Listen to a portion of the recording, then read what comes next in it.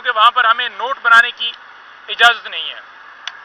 پہلی بات یہ ہے کہ القادر ٹرسٹ کیس کے اندر آج ہماری طرف سے بریت کی درخواست دی گئی۔ میں آپ کے سامنے رکھنا چاہتا ہوں کہ نیب ترامیم اس کے اوپر جو سپریم کورٹ نے فیصلہ دیا، ایک بچھال مچایا گیا نون لیگ کی طرف سے، حالانکہ وہ سارے جو ہیں نون لیگ والے ہوں، پیپلز پارٹی والے ہوں، یہ سارے چور ڈاکو جو ہیں یہ بینیفیشری ہیں، اور عمران خان ان ترامیم کو اس نے چیلنج کیا تھا، تو لہٰذا عمران خان نے تو مقدمہ سپریم کورٹ میں واپس نہیں لیا، ایک سپریم کورٹ نے فیصلہ دیا۔ اس کے بعد یہ کہا گیا کہ سب سے دیکھیں جی بڑے ادھر جناب یہ کہہ رہے ہیں جی کہ یہ نہیں ہونی چاہیے اور سب سے بڑے بینیفیشری یہ ہیں۔ تو میں آپ کے سامنے یہ رکھنا چاہتا ہوں کہ ہمارا موقف کورٹ کے اندر کیا تھا، کیا ہم وہاں پر ان نیب ترامیم کا آج ہم نے وہاں پر بینیفٹ کلیم کیا ہے، یا ہم نے کورٹ کے سامنے کیا چیز رکھی ہے؟ اچھا، پہلی چیز یہ ہے کہ ہم نے کورٹ کے اندر بریت کی درخواست دی ہے۔ اگر ہم جا کر یہ کہتے کہ یہ کیس جو ہے اس بنیاد پر ختم کر دیا جائے کہ سپریم کورٹ کا فیصلہ ہے، اگر ہم جا کر مینٹینیبلٹی کے اوپر جو ہے درخواست دیتے، لیکن ہم نے مینٹینیبلٹی کے اوپر درخواست نہیں دی، ہم نے کورٹ کے اندر بریت کی درخواست دی ہے۔ بریت کی درخواست اس بنیاد کے اوپر دی ہے کہ جو آئیو نے سٹیٹمنٹ دی ہے یا جتنے گواہ وہاں پر پیش ہوئے ہیں، کسی بندے نے خان صاحب کے اوپر، بی بی صاحبہ کے اوپر فائنینشلی بینیفٹ کی کوئی سٹیٹمنٹ نہیں دی، نہ ہی کسی نے آ کر یہ کہا ہے کہ انہوں نے کچھ لیا ہے، یعنی پرسنل گین انہوں نے کچھ نہیں کیا۔ تو مقدمہ کس چیز کا تھا؟ مقدمہ پھر کیوں بنایا گیا؟ ہم نے بارہ یہ کہا کہ پیسے آئے سپریم کورٹ کے اکاؤنٹ میں آئے، خان صاحب کے اکاؤنٹ میں نہیں آئے، اور وہ حکومت پاکستان کو چلے گئے، اور جو القادر ٹرسٹ ہے وہ ایک وہاں پر خان صاحب اور بی بی صاحبہ ٹرسٹی ہیں، نہ کہ وہ آنر ہیں، تو لہٰذا کسی قسم کا ان کا کوئی قصور نہیں ہے۔ جو ایویڈنس دی گئی ہے، جو آج سٹیج چل رہا ہے، اس میں اس سٹیج کے اوپر ہم نے بریت کی درخواست دی ہے کہ یہ کیس چلنے والا نہیں ہے، بری کیا جائے۔ یہ ہے عمران خان کا ویژن، یہ ہے کپتان کا ویژن، اور کپتان عمران خان صاحب کورٹ کے سامنے کھڑے ہو گئے۔ اچھا، کچھ کورٹ کے سامنے سٹیٹمنٹس دی اور کچھ میڈیا کے سامنے جا کر باتیں کی۔ خان صاحب نے کیا باتیں کی؟ خان صاحب نے بات کی اس سپریم کورٹ کے فیصلے کے بعد، انہوں نے کہا کہ نبی اکرم صلی اللہ علیہ وآلہ وسلم جو ہیں وہ فرماتے تھے کہ مجھ سے، یعنی کہ اس دور سے پہلے بہت سی قومیں اس وجہ سے تباہ ہوئیں کہ وہاں طاقتور کو کوئی نہیں پوچھتا تھا اور ایک غریب کو پکڑا جاتا تھا، تو لہٰذا یہاں پر بھی یہی کیا گیا ہے کہ جن لوگوں کے اپارٹمنٹس نکلے، جن لوگوں کے انٹرنیشنل لیول پر سکینڈل جو نظر آئے پاناما کے اندر، آج ان کو اس سپریم کورٹ کے فیصلے سے ان کو کلین چٹ دے دی گئی ہے۔ انہوں نے کہا کہ ایک لیجسلیشن ہے کرنی ہے اور ایک اسمبلی ہے، ٹھیک ہے جی، ایک پارلیمنٹ ہے، اب وہاں پر جتنے نمائندگان ہوں گے، انہوں نے ساتھ یہ بھی ایڈ کیا کہ دنیا میں تاریخ میں یہ کہیں نہیں ہے کہ وہ پارلیمنٹ ہو اور وہ اپنے فائدے کے لیے کوئی قانون بنا دے، یعنی آپ وہاں پر آئے ہیں، بیٹھے ہیں فارم 47 کے مطابق، اور سب سے پہلے بیٹھتے ہی آپ اپنے کیس ختم کرا دیں، یہ دنیا میں کہیں نہیں ہوتا۔ انہوں نے یہ بھی بات کی ہے کہ یہاں کئی ایسے قیدی ہیں، یہ بڑی اہم بات ہے، انہوں نے کہا کہ کئی ایسے قیدی ہیں جن کا 50,000 اور لاکھ روپے جرمانہ وہ بنتا ہے، ان کو جرمانہ ہوا ہے، اور اگر وہ جرمانہ دے دیں تو وہ باہر آ جائیں گے، لیکن وہ اندر ہے کیونکہ وہ غریب آدمی ہے۔ اور جہاں پر جنہوں نے ملک لوٹا ہے، جن کے دبئی لیسٹ کے اندر نام ہے، محسن نقوی اس کی بیوی کا 5 ملین کا وہاں پر آیا، تو انہوں نے کہا کہ اسی طرح جو مریم تھی اس کے اپارٹمنٹس آئے، اور حسین نواز بیٹھ کے کہتا ہے کہ الحمدللہ وہ پراپرٹی ان کے نام پہ ہے، لیکن پھر آج تک انہوں نے قوم کو رسیدیں نہیں دی کہ یہ پراپرٹی کیسے خریدی، آج تک انہوں نے قوم کے سامنے اپنا حساب نہیں دیا کہ یہ پراپرٹیاں کیسے بنائی ہیں، یہ کیسے سارا کی۔ انہوں نے کہا ہے کہ اس فیصلے کے بعد ان سے جو یہ پوچھا جاتا تھا نا، نیب نے پہلے ہوتا تھا نا کہ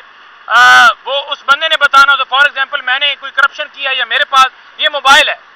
تو میں نے سورس بتانا ہے نا کہ میں نے جو ہے میری تنخواہ آئی ہے، یا میری کوئی میں نے چیز بیچی ہے، موٹر سائیکل بیچا ہے، یا میرے والد کی یہ انکم ہے، اس ذرائع سے یہ میں نے موبائل خریدا ہے۔ لیکن انہوں نے کہا ہے کہ اب جو اپارٹمنٹس اور جو ان کی جائیدادیں نکلی ہیں نا، اب ان سے کوئی پوچھ نہیں سکتا کہ یہ آپ نے کہاں سے لی ہیں۔ اب نیب کو یہ ثابت کرنا ہوگا کہ آپ نے یہ فلاں جگہ سے لی، یہ کیسے ہو سکتا ہے؟ تو انہوں نے بیسیکلی جو ہے وہ ترامیم کر کے اپنی جو ہے وہ کیسز کے اندر کلین چٹس لی ہیں، اپنے کیسز ختم کروائے ہیں، اور NRO 2 جو ہے، NRO 1 انہوں نے کہا ہے کہ مشرف نے اس وقت دیا تھا ان کو، اور NRO 2 جو ہے باجوہ نے دیا ہے، اس وقت بھی کیس بنائے گئے تھے اور NRO 1 دیا گیا۔ اور شہباز شریف کے اوپر بھی انہوں نے یہ کمنٹ کیا کہ ہمارے دور حکومت کے اندر ایک کیس اس کے اوپر بنا، وہ چپڑاسی والا، وہ بھی دیکھیں اکاؤنٹس میں پیسے آئے ہیں، آپ نے حساب تو دینا ہے نا۔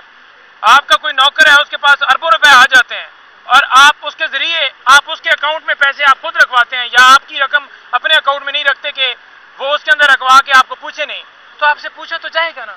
کیوں نہ پوچھا جائے آپ سے؟ تو انہوں نے کہا کہ آپ دیکھ لیں کہ شہباز شریف کے اوپر جو کیسز بنے وہ اس سے پہلے کے بنے ہوئے تھے، اور کہا جا رہا ہے کہ وہ ہمارے دور میں جیسے میں نے بنائے تھے۔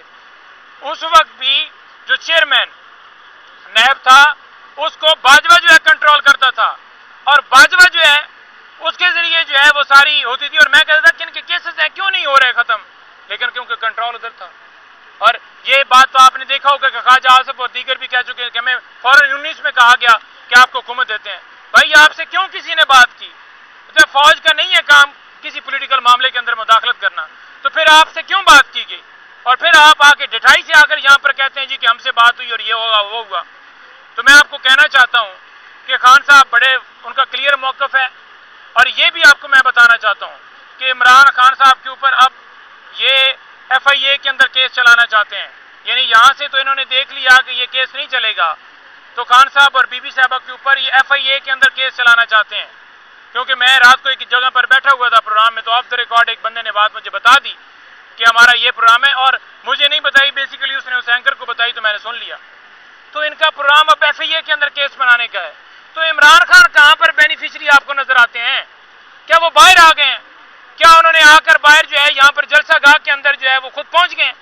بھائی وہ تو اندر پڑے ہوئے ہیں، ان کی بیگم اندر 7 ماہ سے بشرا بی بی صاحبہ کو اندر رکھا ہوا ہے۔ آج پھر انہوں نے ہار کی بات کی ہے، انہوں نے کہا کہ 1 کروڑ اور 80 لاکھ روپے کا ہار تھا جو ہمارے گھر میں تھا، اور ہم نے کیونکہ چھاپے پڑ رہے تھے کسی اور جگہ پر رکھ دیا۔ انہوں نے اس کی قیمت جو ہے وہ 2-3 ارب لگوا کے اور اس جورسڈکشن کے اندر لے کر آئے تاکہ وہ کیس ہو سکے اور ہمیں سزا مل سکے۔ 14 سال سزا جو ہے ایک غلط ویلیو لگوا کے 14 سال اس میں سزا دے دی گئی، اور ہار ابھی بھی ہمارے پاس، ابھی بھی اس کی قیمت لگوا لیں۔ تو یہ ان کا فیک پراپوگنڈا، فیک کیسز، ان کی بدیانتی، یہ ساری چیزیں یہاں کرتی ہے کہ کس طرح انہوں نے کیس بنائے ہیں۔ چیئرمین نیب اور وہ جو تفتیشی ہے اور 2 اس کے اندر جو اپروور ہیں، خان صاحب نے کہا ہے کہ میں ان کے اوپر کیس کروں گا، اور کیس اس لیے کروں گا کہ جو یہ پولیٹیکل وکٹمائزیشن کے پھر کوئی کسی کا کوئی یہ شکار نہ کریں، جھوٹے کیسز نہ بنائیں، گواہیاں نہ دیں۔ تو عمران خان نے اس لیے کہا ہے کہ میں ان کے اوپر، اور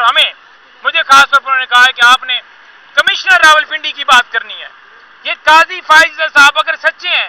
تو کمشنر راولپنڈی کو بلائیں،